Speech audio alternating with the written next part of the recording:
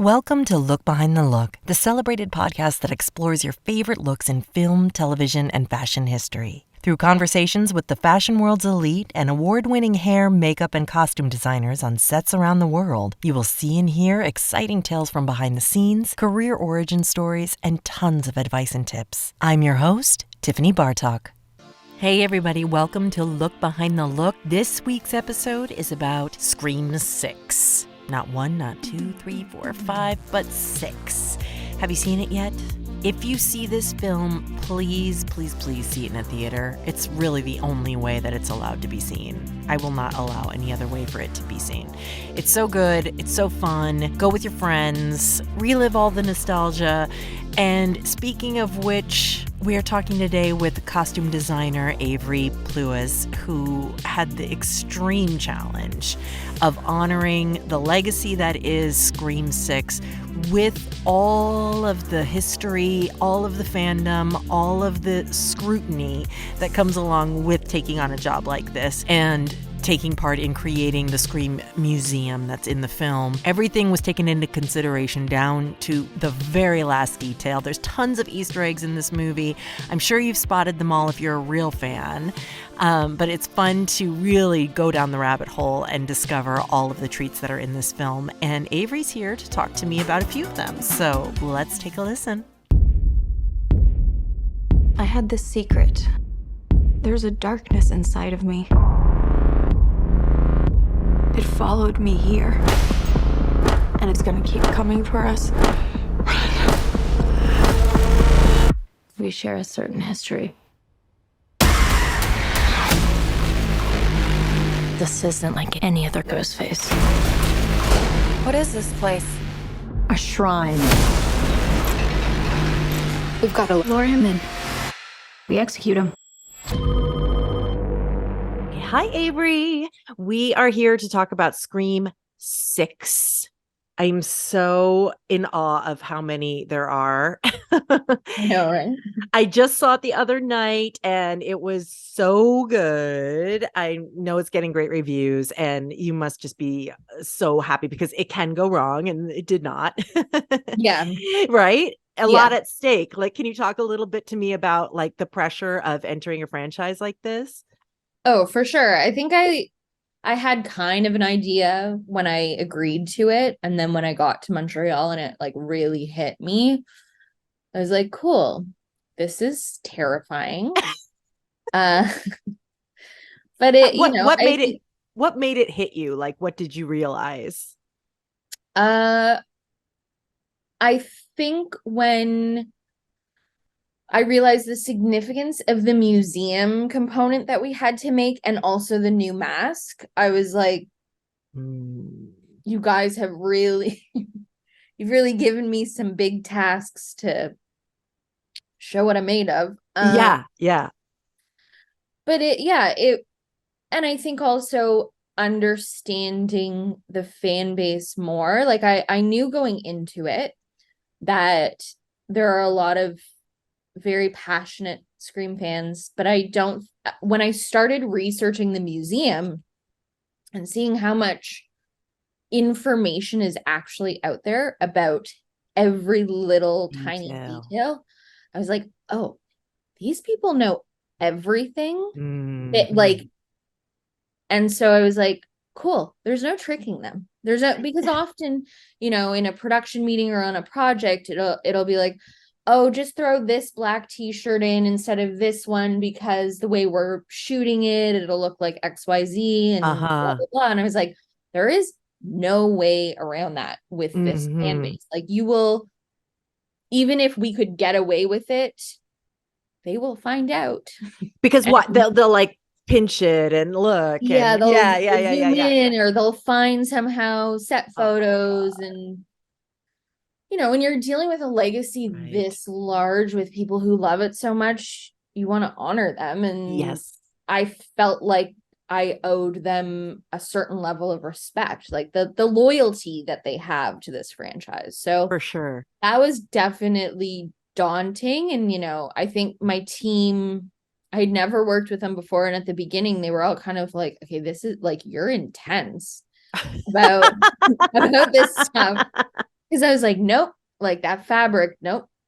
For the robes we recreated, like I think we went through like something Oh, of like course. 30 rounds of samples. And there is a little bit of information on it online, um but yeah, I was definitely particular, but I think it shows. You can't Absolutely. really tell when you look at the museum that it's all reproductions. So Okay, it was. Okay, in yeah, the end. there's Okay. the only quote unquote real pieces in there are from five because it was so recent. Mhm. And then we did find some of the original pieces on Etsy and No. eBay. Not that was in the film, but like Okay. yeah, I would. Can you imagine? Got it. Oh my Uh God. Some guy is like sitting there going, I have I it. have, yeah. Also with it, we definitely could not have afforded that. Right, right, right, right. But we found like I had one assistant who just dealt with the museum and researching the pieces and finding Oh, similar things. And she found a lot of great images from past auctions and Emma Roberts' plaid shirt uh is actually children's Abercrombie and Fitch. Weird. wow. So we found the children's Abercrombie and Fitch plaid shirt. We found Okay. the exact, I think they're like rag and bone cargo pants, if I remember correctly. I could be Okay. wrong. Um, Maybe the boots are. Rag and I'm bone. gonna, anyways, we found a lot of the original brand items, and then there were some reproductions that we like Tatum's shirt. That was a huge challenge. We found a sweater at a rental house that was the same texture, a men's sweater, and we bought it from them, and then we dyed it the color it was and then recut it. So there was a lot of that. Okay. Oh my God. And so did you have to watch all of the movies repeatedly? Yeah, I had Yeah. already obviously seen them all, but I have an amazing picture of one of my assistants. She just has like a I think it's actually the Scream cloak she has over her head, and it's over her laptop, so she can see, because a lot of them we also couldn't take screenshots from the films because if you watch them using a streaming service, it won't let you. I noticed that. Yeah. On some So streamers.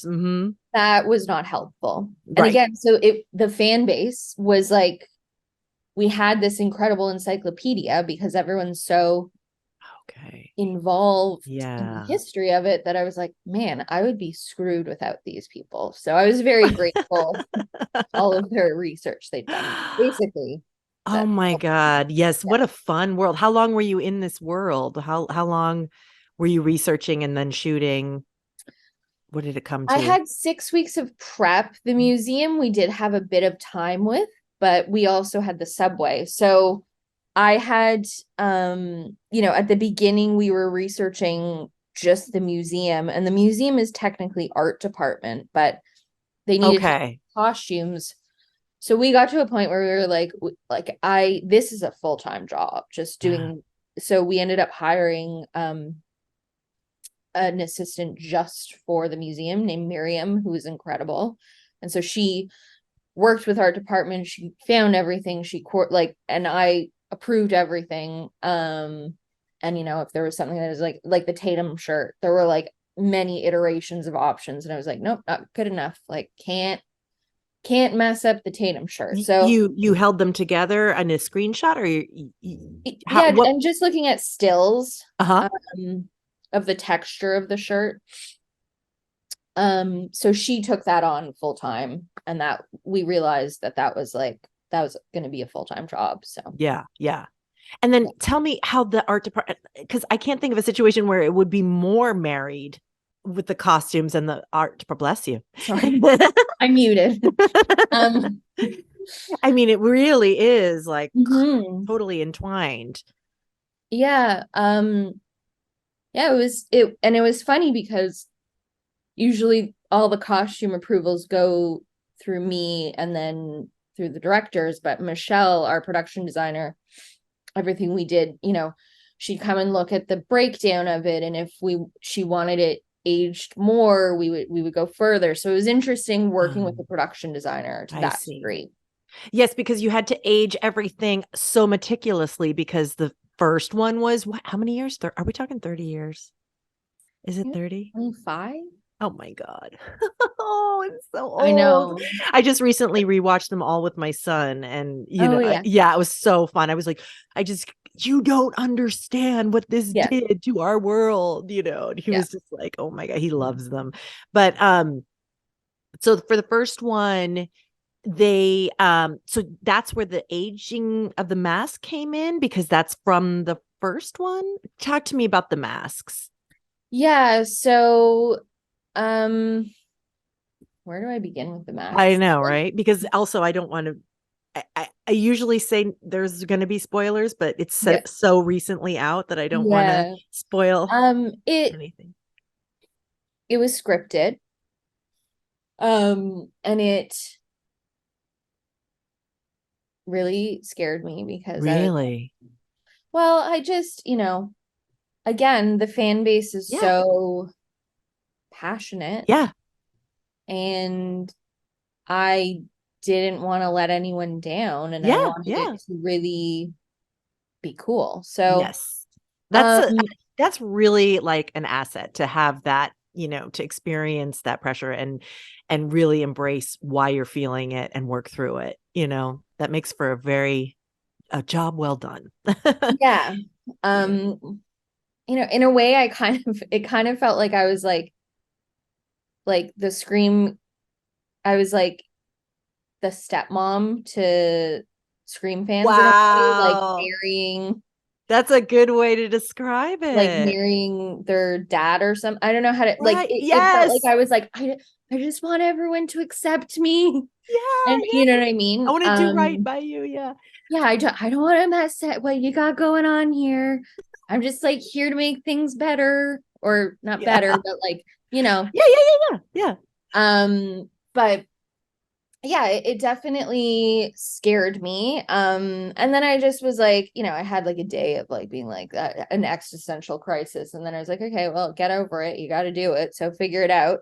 Wow. Yeah. So I looked at a lot of images of broken dolls. Oh, sure. Yeah. Well, I thought a lot about like faces and cracked faces that are scary. And my grandmother actually had a very extensive collection of porcelain dolls when I was little. And she also used to give them to me. And I liked them, but like didn't really care for them. And I would often at her house she had this one room, and it was just like covered. The doll room. The doll room. Yes. I was like, man, that used to like just terrorize me sometimes, the older dolls. And so I was like, well, maybe like take a look. And also some non-porcelain dolls that are silicone, the like when I was looking at imagery, the like the plastic would raise around the eyes, and it was very, very creepy. So I started looking at that, and then like, okay, how can we recreate that texture? How can we kind of how can we create this world? And I had an amazing ager dyer named Val, and I worked very closely with her to develop the texture, the color, everything. And she was fabulous, and we had a gajillion of those masks that we worked through to develop the exact thing. And yeah, we camera tested it. And what material is the mask? Kind of like a silicone. Okay. It's very malleable. And that was one thing that I was like, when it was written in, I was like, I don't actually think that this texture would crack. Yeah. And of course, I always approach things from like the most technical level. So I was like, this wouldn't actually work, but it's like, yeah, it's a Hollywood movie. So like, that doesn't really always matter. And it's the goal and purpose in this matter is not logic, but what will kind of terrorize people the most, right? So I love that. Yes. So I think we accomplished a creepy mask. I hope. Yes. Yeah. So. Definitely. That scene in the bodega was, I was like watching it like this. I know. Tell me about the subway scenes, because those were epic. They were incredible. How long were you working on this? You filmed all of this in New York? No, Montreal. Okay. Michelle built that subway. Like, oh my God. She's insanely talented. Like, yeah. I loved that. I would joke a lot in production that the museum is Michelle's love child. The subway was my love child. Like, it was, for me, the subway is like the climax of the costume component of the movie. It's like the tension of the movie comes to a head after the subway. Right. But yeah, I started planning that right away. Also, Halloween is my favorite holiday ever, whether someone thinks it's a holiday or not. I consider it very much so. It's creative people's Christmas for sure. For sure. Yes. Since I was little. Yes. And so I was like, this is my dream come true. We can do a Halloween costume of this and this and this. And there were so many instances where the financial powers that be were like, you gotta calm down. Like, you have too many ideas. And do you have to license the costume, like the It costume? Do you have to license that, or not that I'm aware of? I know there were, like, we had a lot of legal discussions, but I think you can use things quote unquote as intended. I think it's the props that are usually the thing. But yeah, so I started prepping the subway as soon as I started prep, and selfishly because I cared about it so much. Yeah.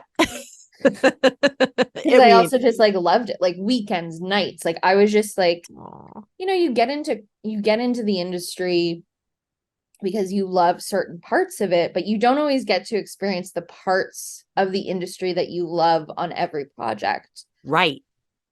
And the Halloween component for me, and it's also like paying homage to so many of the costume designers that have come before me, and paying my respects in a lot of ways.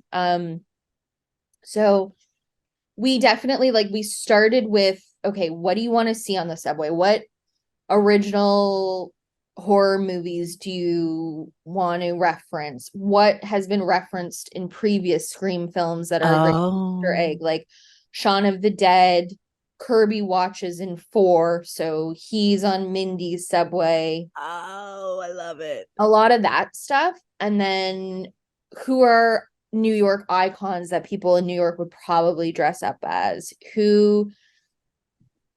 What current films are out that we would want to reference or pay homage to?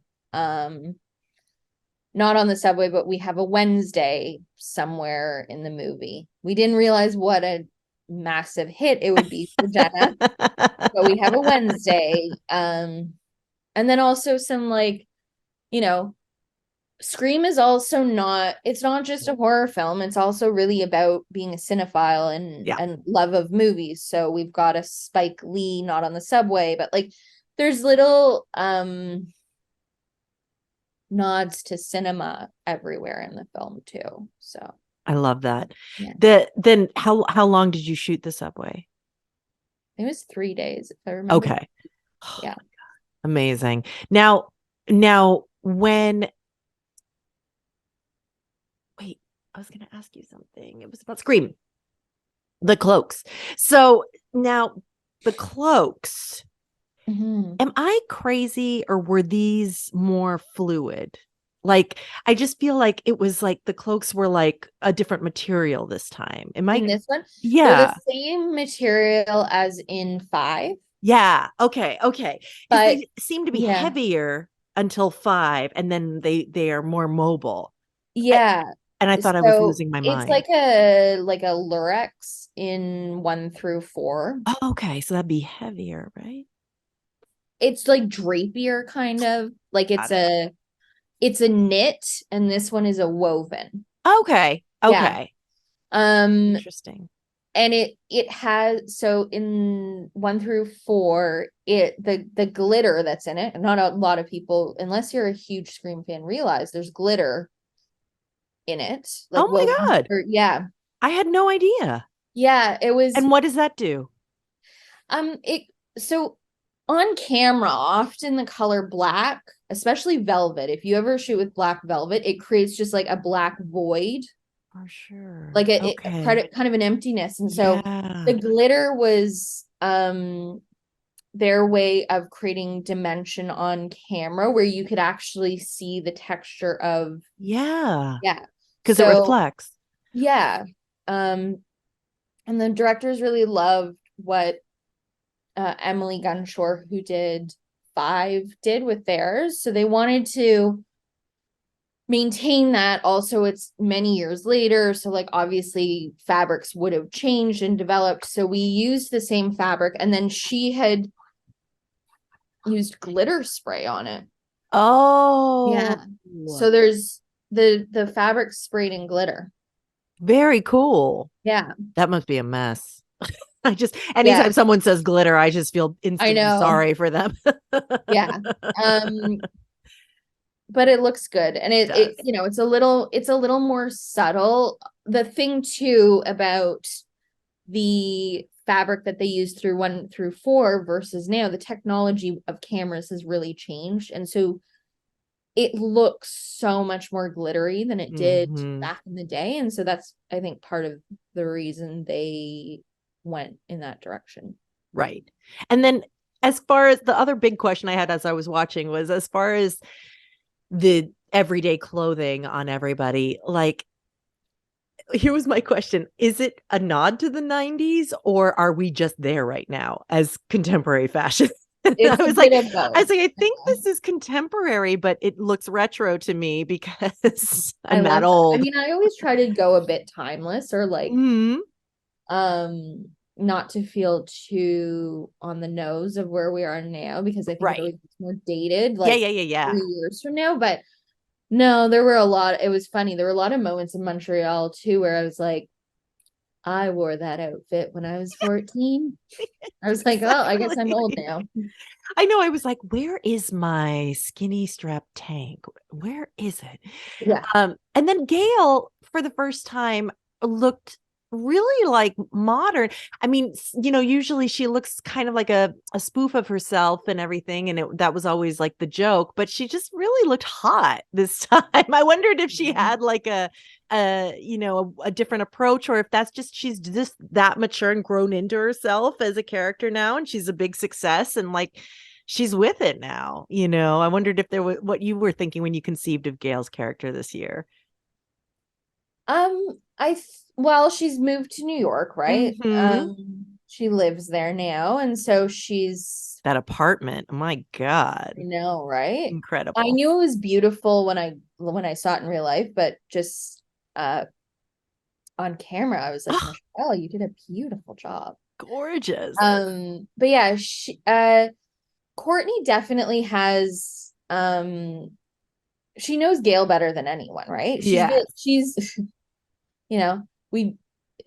she's been literally doing it the longest out of anyone that was on our set in terms of Scream. So it's like she's the Gale expert. So I really leaned into her thoughts and emotions about Gale. To her, Gale is bright, sort of vibrant colors. Yeah, I mean, I feel very complimented. You think that she looks so great. I did. Yeah. Huge Gale fan. I mean, oh my God, she did such a great job in this movie too. I was like, I mean, she's fabulous in it. Get her a Marvel film, please. Right? Like, the action. I know. I was like, my Lord, lady, and she did most of her own stunts. No. Like, I was like, wow. Yeah, that's impressive. Or I think a lot of them. I remember seeing her like rolling around on the doing all of that, and I was like so impressed. But she's just like, and she's also hilarious. Like she's great. But yeah, I think I also was like, I'm very much someone who grabs life by the lapels when I have a challenge. And I was like, I'm going to make the best Gale Weathers I possibly can. I mean, that was everyone, but with Gale, I was like, she's an iconic character. Yeah.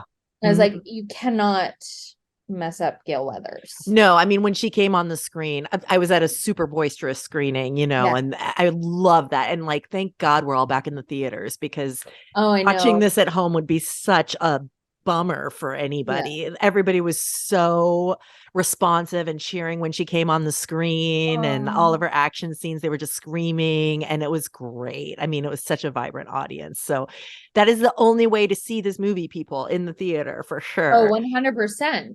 Yeah. I do want to ask you, though, how you got into this whole world. How did you begin working in costumes? Very by chance. I wanted to be a fashion designer, and it was at the time that I was sort of trying to break into that industry was the recession in 2008, like kind of that time period, and just no one was hiring. And I was working at a boutique in Toronto, and the woman who did our alterations for clients was a seamstress in film. And, we were always kind of chatting. She was like, you should really try it. Like, you should try this, blah, blah, blah, blah, blah. And I really was like not interested, because it just didn't sound, well, it was not what I thought I wanted to do. And it didn't. Right. So different. It just didn't sound appealing to me. Sure. But it was kind of at a like, okay, well, literally nothing's working right now. So, and so I just decided to try and be open. And I remember my first day on set, just as like a costume assistant. And I was like, oh, this is fun. Yeah. It's a grind, but like, this is really cool. And I'm someone who really loves to collaborate with others. And I realized that it wasn't as insular as fashion. Like, right. You have to work with a script coordinator. You have to work with set deck. You have to work with the production designer. You have to, obviously, the directors, the producers, the actors. It's such an ecosystem. Yeah. And I was like, oh, this is like so much more interesting. And then I just kept costume assisting. There wasn't a lot of work when I first started. And then I ended up working on the show Suits, just as a costume assistant. Right, because Montreal, right. No, that was Toronto. Oh, really? Yeah, oh my God. So you went all the way. Okay, so I went to Montreal to do Scream, but I'm from Toronto. Got it. Okay. And then I ended up working as a costume buyer on that, and I realized that in costume, you can still have a lot of fun with beautiful clothing. And then the odd time you can still design, like you can still build stuff. There are not as many shows that you can do that so much anymore, but what stops that from being like time or contemporary television, okay, like, or contemporary film, right? It's like, right, you're not going to design a t-shirt for something. But we are seeing, I think, a bit of a renaissance in TV now, where there are more and more shows where you can build stuff and whatnot. But I kind of had this like aha moment on Suits, where I was like, oh, okay, so I can play with really beautiful clothing. If there's like a wedding scene or a gala, I could probably design a gown for someone, and I would get that sort of that creativity out of myself. And then if I do a period project, I can kind of design most things, not everything, because you have extras, and it's very rare that you, in a project like that, you can design every single costume. But I realized that I could be creatively fulfilled in what I was seeking out as a fashion designer, but I could also have a different level of stability. I mean, it's not a very stable industry in a lot of regards, but Also, I love how no project is the same. And I Yeah. always become informed on a new area or new subject while I'm working on it. I'm very much a person who seeks out knowledge and understanding of different things, and film really forces me to do that. So yeah, and now I'm here. Yay. How it started, yeah. And do you have any advice for people who want to get into this industry? Yeah, I think you have to be really tough and resilient. It can be really hard. What's the hardest part for you? I think, a lot of projects have a lot of asks from different people. Like, you have to please a lot of different people. Like, you have Yes. to please the directors, you have to please the actors, you have to please the producers, the studio. You need to be able to find the garments for the vision that you have, or be able to make them in time, or secure the fabric if you have multiples. I mean, in COVID, just doing Scream, getting all of the multiples we needed of, like, Yeah. you can have an outfit you want to put on camera, no problem. Great. That's beautiful. But it's like, can I actually multiply it for the time? So yeah, I think, unfortunately, you have to be a bit tough. But I also think having a softness and a empathy and humility makes you really good as a filmmaker. Because ultimately we're telling stories to try to understand the world better. And I think just, someone said to me one of my first days on set, be a sponge, just soak everything you see in and observe. And I think a lot of times people just starting out want to prove how much they know, so they feel validated in taking up the space they are. Yes. And I think that that's always it's not the right approach, because the greatest people that I've learned from, who are like incredible at their work, are the most humble people, who think they, in a way, kind of know nothing, and are students of life and students of the industry. And so I think if you can just have that you have to be, it's such a juxtaposition of like confidence, but you have to be humble. So I think finding that balance, and then also get a therapist. If you work in film, you have got to have a therapist, for real. Like, 100%. Yeah. But I don't know if any of that's good advice, but I would say. Yes, it's great advice. It's funny that you should say that about the sponge today, because I was watching Survivor last night for some reason, just in the background. And this guy is like a rocket scientist on the show, you know what I mean? And he's like, he must be going far, because they've spent a lot on his EPK. You know what I mean? Like, he must be like worth they've their money. invested in him. Yes. Yeah. And they keep showing him like standing in front of NASA, and he's like, well, I am he's a sweet, cute little nerd. And he's like, I am a rocket scientist, but I don't want them to know that, because then they're going to depend on me for this and that. And so he's choosing when to sort of say like, oh, I can solve puzzles, Yeah. And it's like such a great strategy. And I'm predicting that he is going to go very far. But you're right. People want to show their worth, and they're just like in the makeup world, they just slap all this makeup on everybody. And it's like, sometimes you just need to like take care of the discoloration and leave, Yeah. I think also it's, one of those things where, how do I say this? You kind of, I think also the more successful people I'm around, like even just working with Radio Silence, they're so humble. And I think something that I've also experienced, just I'm quite young for a costume designer. I also have a lot of people who underestimate Mm-hmm. what I'm able to do and kind of dismiss what I do because I also look younger than I am. And I'm very much like, watch me. Like, okay, sure. Underestimate. I love that. Go for it, you know? Yep. Mm-hmm. Great. Happy you have very little expectations of me. Yes. Because they're about to be proved very wrong. I love that. So I think, you know, being as humble as possible and then confident in the right moments. And when you're confident in the right moments, when you're humble, people listen to you more. Yes. Yeah.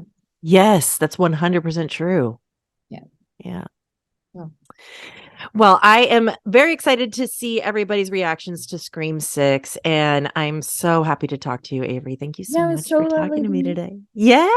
Until next time. Look Behind the Look is a Vinyl Foot production, written by me, your host, Tiffany Bartok, produced by Jace Bartok, edited by Evan Rivard. If you're interested in learning more, find our video version on the YouTube channel, Look Behind the Look Podcast. There you can see rare photos and clips from our guests. And please follow us on Twitter at LookBehindPod and Instagram at LookBehindTheLook. If you like the show, please rate, review, and subscribe. And tell your friends and spread the word. You can subscribe to us on iTunes or any podcatcher of your choice. Thanks for listening to Look Behind the Look.